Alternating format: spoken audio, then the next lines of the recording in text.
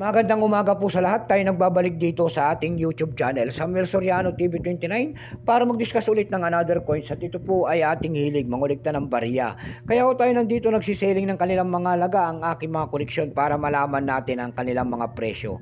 At isa naman tayong kolektor. Ayan po. Magandang umaga po sa aking mga subscriber dyan.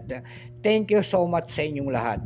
Yun naman po, hindi pa po nakapag-subscribe dito sa aking YouTube channel. Anyayaan ko lang sana kayo. At malaking tulong na po o bagay ang inyong gagawin.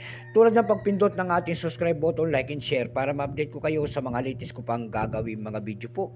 Mayroon na naman tayong pag-uusapang barya guys, at ito po ay barya po. Barya po ng France, ayan, 20 centimes po, ayan, pera po ng France, year 1982.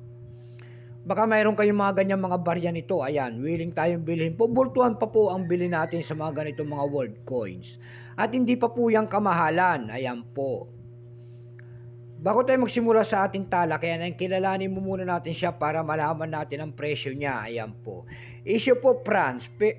Period Feb Republic 1958 up to date po. Type standard circulation coins. Years 1962 hanggang 2001. Value nito 20 centimes. Currency new franc 1960 hanggang 2001. Composition niyan ay copper aluminum po. May bigat lamang 4 grams. May haba po yung 23.5 mm. May kapal po naman itong 1.4 mm. Hugis po, bilog.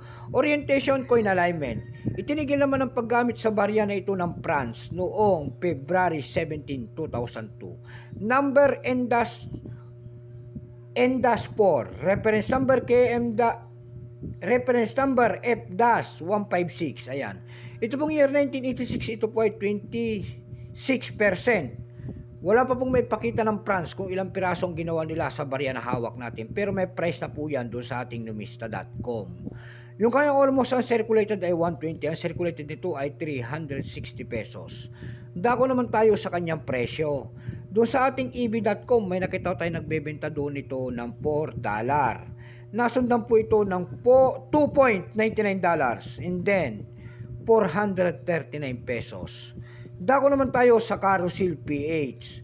Sa Carousel PH naman po, mayroon tayong nakita nagbebenta doon nito ng 80 pesos.